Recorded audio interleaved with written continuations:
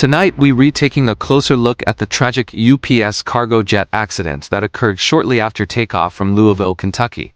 An incident that has shocked the aviation community and raised serious questions about what went wrong in those crucial seconds.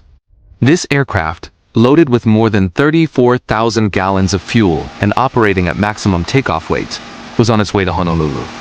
Takeoff is always the most demanding phase of flight. Engines at full power, aircraft heavy, and almost no margin for error. Everything appeared normal as the plane accelerated down the runway, but within moments of reaching the decision speed, the point where pilots must continue takeoff no matter what, something catastrophic took place. Based on newly released footage and early findings from investigators, the left side engine suffered a severe failure and separated from the aircraft. Losing an engine at this stage is extremely dangerous, but commercial jets are designed to climb even with one engine inoperative. However, what made this situation far worse is what happened next. Video evidence suggests abnormal flashes and signs of a compressor stall coming from the right side engine.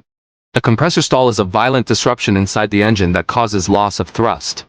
With one engine gone and the second one not producing enough power, the aircraft simply didn't have the thrust required to gain altitude.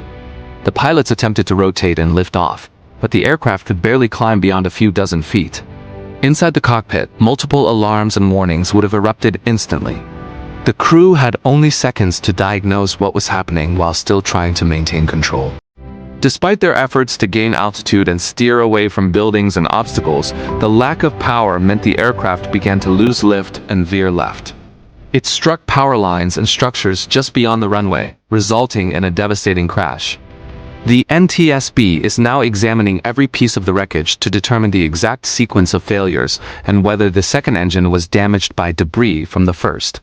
This investigation aims to ensure such a rare and extraordinary accident never happens again. Our thoughts and deepest condolences go out to the families affected by this heartbreaking tragedy.